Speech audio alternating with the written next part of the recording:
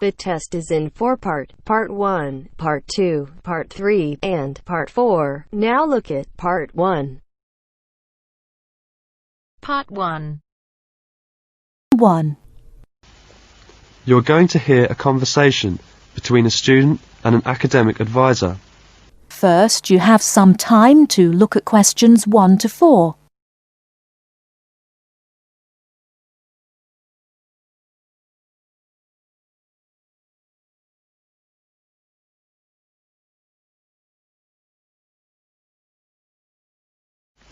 Hello there, you must be Jane. Please come in. My name is Mrs. Dunstan. Hello, Mrs. Dunstan. Pleased to meet you. All right now, let's see. Now, you're interested in attending university in Canada, is that right? Yes, and I have a lot of questions to ask you. Okay, but before I begin to answer your questions, I need to ask you a few questions first. Now, your major is... Engineering. Mechanical engineering. Right, and where did you graduate? I graduated from the Beijing Institute of Machinery in July 1998. I completed my bachelor's degree. Okay, now, I'm assuming you'll want to continue studying in that field, am I right? Actually, I'd prefer to do an MBA if possible. But if I have no other choice, then I'll continue in mechanical engineering. Okay, now, are you familiar with the requirements for an MBA degree? Yes. Before you hear the rest of the conversation, you have some time to look at questions 5 to 10.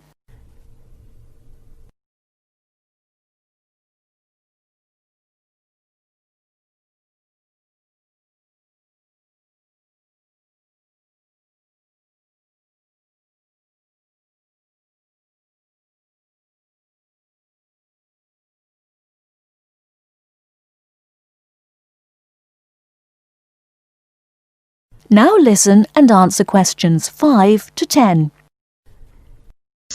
I think I need to do well on the GMAT, and I'll definitely need the TOEFL or IELTS, right? That's right. You'll need at least 600 on the TOEFL or 6.5 on IELTS. In addition, you need to have completed a bachelor's degree too. Did you take the GMAT yet? No, but I plan to take it in August. The requirements for a master's degree in engineering are a little different. You'll need to take the GRE and of course the TOEFL or IELTS. I see. And when do I start to apply? The best time to start the application process is in November or December of the year prior to your intended year of study. Application forms are usually available in September or October. Which schools in Canada offer the MBA degree? Of the approximately 50 universities in Canada, 20 offer an MBA. Here's a small booklet summarising Canadian university programmes. You'll find all the information on page 22. Great, thanks. And how about tuition and scholarships? Tuition for MBA programmes has been steadily increasing. Some universities now charge the full tuition, meaning that there is no government subsidy. Those universities cost about $10,000 per year, and it's a 2-year programme. Other universities are still government subsidised, so the tuition is only about $4,500 per year. In terms of scholarships, usually the top 5 students entering the MBA programme are given a generous scholarship. All other students have to pay the full fees. International students have to pay the full tuition, that's $10,000 per year. Oh, is it very difficult to get into an MBA programme? Yes, in fact, the competition is very strong. MBA graduates have a pretty easy time finding a job, so many students are eager to do the programme thinking it will guarantee them success in their careers. Well, it sure does sound like an excellent way to start a promising future. What is the school year like? Classes begin in September each year and finish before Christmas. They resume after New Year and finish at the end of April. And after April? Why, that's your summer holiday. Sounds great. I want to thank you, Mrs. Dunstan, for all your help. I really do appreciate it. You're very welcome. And if you have any other questions, please feel free to contact me. You know my number, right? I sure do. Thanks very much. Goodbye.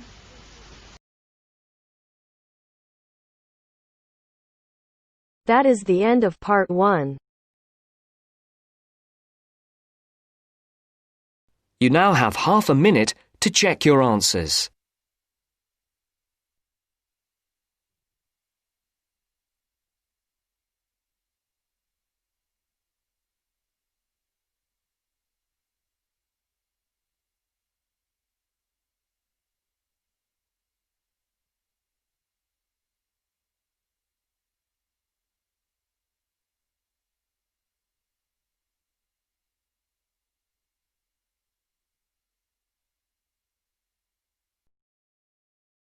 Now turns to part 2.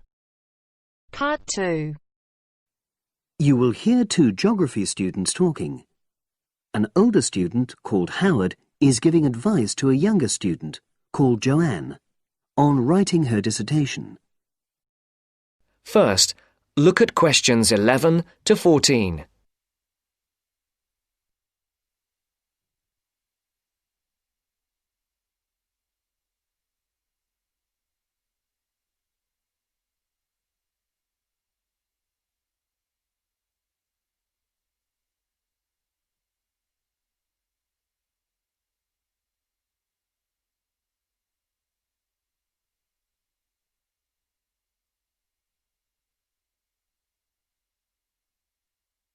Listen carefully. Hi, Howard. I haven't seen you for a while. Hi, Joanne. Yeah, they're keeping us really busy on the postgraduate programme. But how are you? You'll be starting your dissertation soon, won't you? Yeah, tutorials start next week. I've got Dr. Peterson. You'll remember it all from last year, of course. It's not something you forget easily. Oh. But seriously, although I didn't expect to enjoy writing my dissertation, and in fact I didn't really find it much fun, I wouldn't have missed the experience. I found it really improved my understanding of the whole degree programme, from the first year on. Right. So, what are you doing yours on? Glaciated landscapes. Although I haven't decided exactly what aspect yet. I did mine on climate systems, so I can't help you much, I'm afraid. But you'll be fine once you start your tutorials. Dr. Peterson will help you focus. I know, and he'll set me deadlines for the different stages, which is what I need. My concern is that I've got tons of material on the topic, and I won't be able to stick to the word limit, I remember I had different concerns when I was doing my dissertation. Last year? Yeah, before my first tutorial, I did a lot of fairly general reading, because I hadn't fixed on my topic at that stage. I actually enjoyed that quite a lot, and really improved my reading speed, so I was getting through a lot of material. I was frightened I wouldn't remember it all, though, so I got into the habit of making very detailed notes. So, did you find your tutor helpful in getting you started? Yeah, we certainly had some interesting discussions, but it's funny, I saw a brilliant programme about climate change, and it was that really fired me up. It was talking about some recent research which seemed to contradict some of the articles I'd been reading. Before the broadcast continues, look at questions 15 to 20.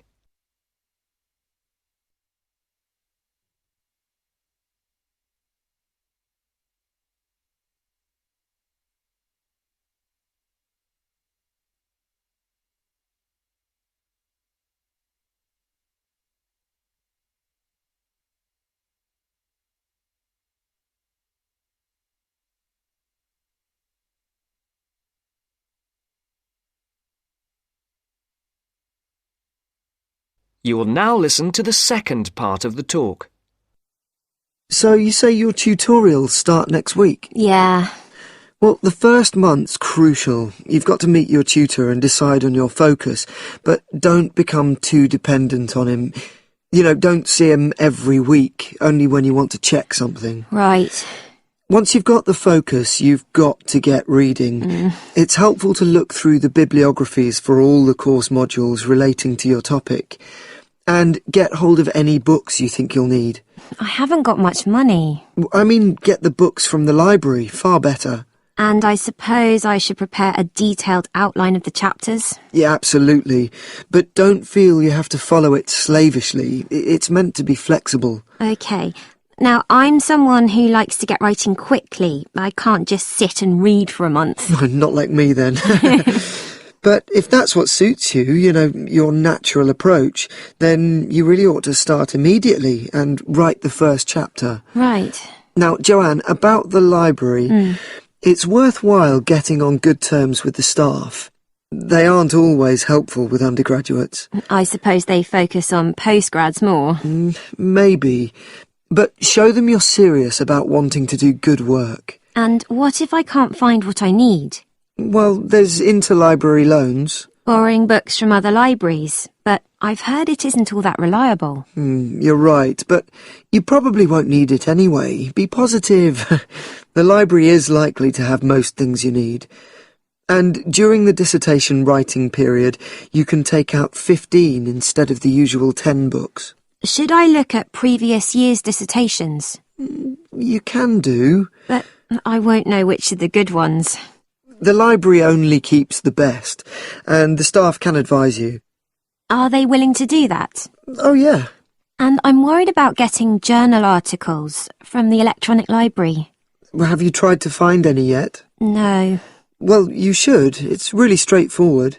That's obviously something I'll have to look into. Dr. Peterson will help. Yeah, I know I can go to him if I have any worries. Except he will be away in the second month. It's the holidays. You should ask him what to do while he's away. Gosh, yeah. But I suppose I can get a lot of support from course mates. I know a couple of people who are thinking of doing the same topic as me. Take care. Collaboration can become dependency. I think you'd better see how that works out, what the people are like. You're probably right. About other reading, I suppose Dr. Peterson will recommend plenty of good articles to get me started. One thing I'd find out is what his attitude is to internet sources. Surely not in this day and age. I'd better get that sorted out right at the beginning. I would if I were you. And I've also got some questions about the research sections.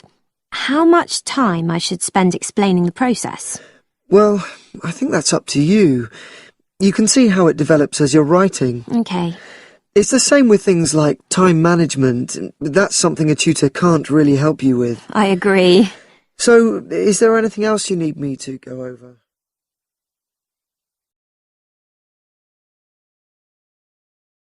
That is the end of part 2. You now have half a minute to check your answers.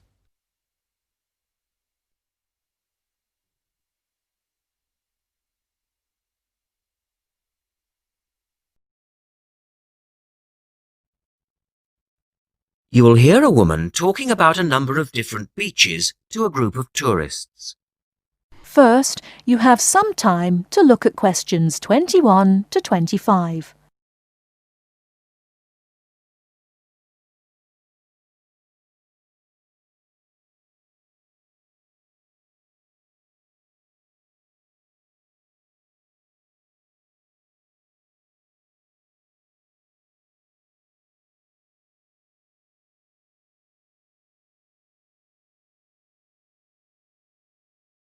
Now, listen carefully and answer questions 21 to 25.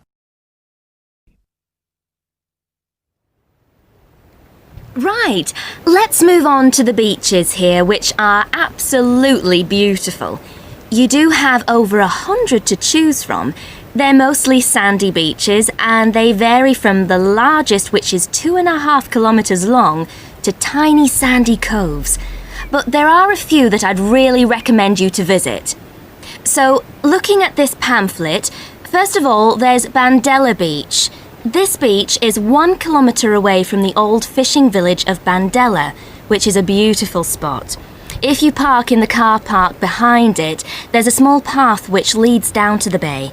It's very pretty because the whole beach is backed by pine trees, so it's very sheltered. The beach itself is very clean, and the water is shallow and safe. That, together with the soft sand, make it an ideal beach for children and non-swimmers. A little further round the coast, again to the east, in the eastern corner of the island, is the spectacular Dapolata Beach, which is basically a long inlet. The land around this beach is marshland. It's all marsh, and there's a stream which winds through it, and the stream goes into the sea. And the beach has lovely pale gold sand. Access to this beach is quite tricky, and not for the less energetic. You have to go down a long flight of steps, 190 to be exact. But you'll be relieved to know that there's also a road which winds down to a car parking area. When you're level with the sea, there is a handful of shops and bars, and you can hire some beds and umbrellas. Continuing round the island, just past the tip of Calne, is the next beach I'd suggest you visit, and this is San Get. Why? Because there isn't a beach longer than this on the island. If you want to know, it's exactly 2.5 kilometres long, and that's a bonus because it means it never gets overcrowded. It has golden sand and clear blue water shelving into the sea. Before you hear the rest of the talk, you have some time to look at questions 26 to 30.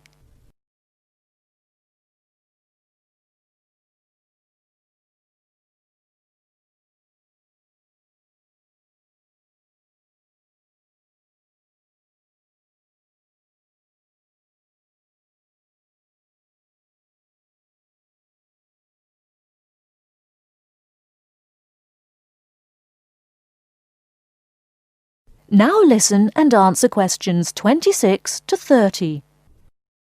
It has golden sand and clear blue water shelving into the sea. There are several beach restaurants to choose from, and water sports are available when the water is calm. But check first. This beach operates a flag system, as the sea can get rough, and you should always swim between the flags.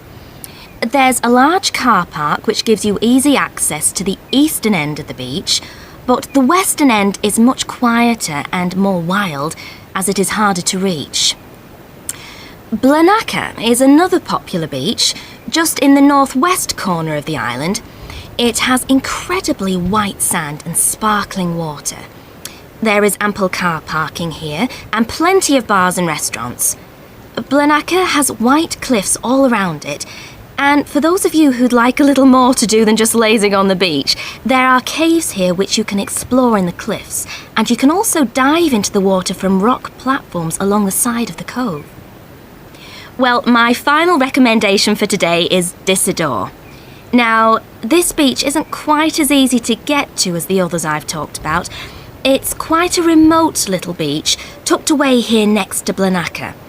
You can reach Disidor by a steep slope which goes over some sandbanks. The beach itself is small and pretty, with reddish-coloured sand and some stony areas on its eastern side. Despite being quite small, the bathing is good, and you can also go fishing here from the rocks at either side. It's a good idea to take some food and drink with you if you decide to go here, as there's only one little bar which isn't always open. So, that should give you plenty of ideas to choose from over the next 2 weeks. And if you have any further questions... That is the end of part 3. You now have half a minute to check your answers.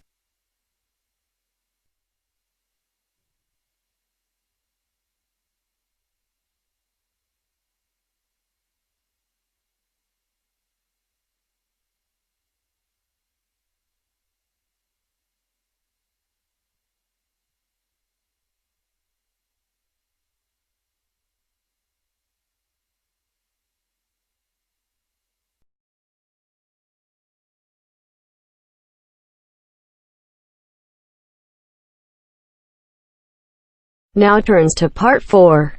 Part 4. You will hear part of a lecture about a crater in Australia. First, you have some time to read questions 31 to 40.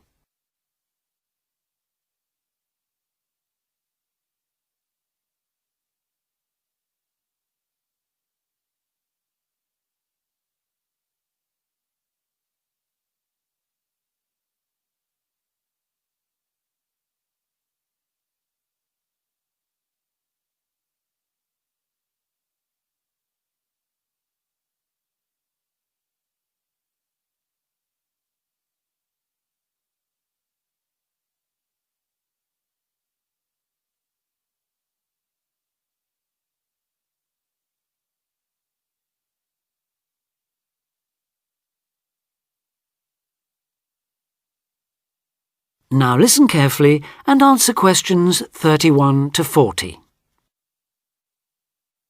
Lake Acraman in South Australia is Armageddon for the purist. No other meteorite impact on Earth has stamped the surrounding rocks with such an abiding, unequivocal geological record of collision, earthquake, wind, fire and tsunami, the giant waves formed by major Earth movements. The story it tells is elemental, without dying dinosaurs or even Bruce Willis to complicate its simple message of destruction. First, the numbers. About 590 million years ago, a rocky meteorite more than 4 kilometres across and travelling at around 90,000 kilometres an hour slammed into an area of red volcanic rock about 430 kilometres northwest of Adelaide. Within seconds, the meteorite vaporised in a ball of fire, carving out a crater about 4 kilometres deep and 40 kilometres in diameter, and spawning earthquakes fierce enough to raise 100-metre-high tsunamis in a shallow sea 300 kilometres away. Ancient, stable and unglaciated, the bedrock of Australia preserves some of the most photogenic impact craters in the world.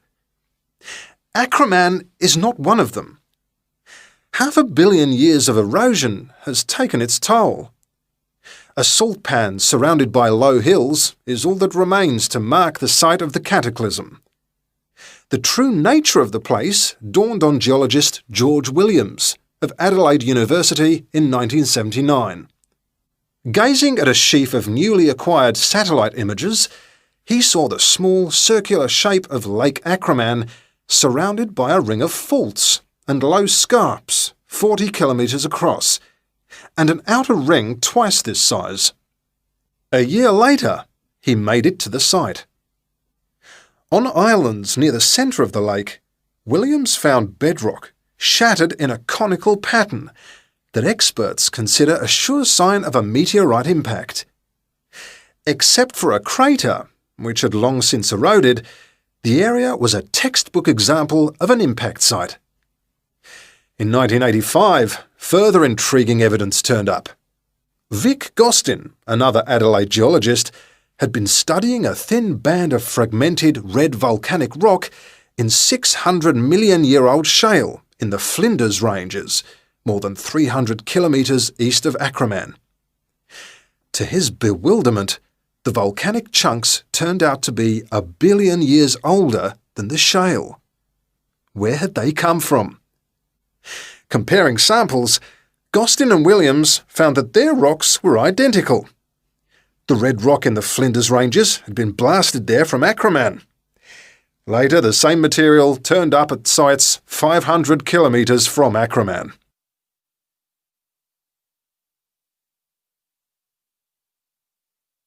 Everywhere, the bands of fragments showed the same structure. Coarse pebbles at the bottom, then a cocktail of silt and sand, then layers of increasingly fine sand, distorted on top into a wavy, scalloped pattern. These layers also show, step by step, how the meteorite transformed the floor of an ancient sea hundreds of kilometres away, according to Malcolm Wallace of Melbourne University. First came the earthquake. Travelling at about 3 kilometres a second, shock waves arrived offshore within a minute or two of the collision, stirring up the water with clouds of silt as the seabed shook. Then shattered rock from the explosion arrived by air. Pebbles and boulders crashed into the water, reaching a depth of about 200 metres within a minute. One day they would become the lower band of the Flinders Rock. Sand took up to an hour to come to rest, finally bedding down with the silt that was also now settling on the sea floor as the effects of the earthquake died away. This mixture would eventually form the next layer. About an hour after the meteorite's impact, huge waves rolled in, leaving the ripples on the surface that later hardened into rock. Clear as mud is not an oxymoron. In Acraman, the arid, timeless Australian outback has preserved the closest thing the earth can boast to a perfect pockmark, the pinnacle of imperfection. That is the end of part 4. You now have half a minute to check your answers.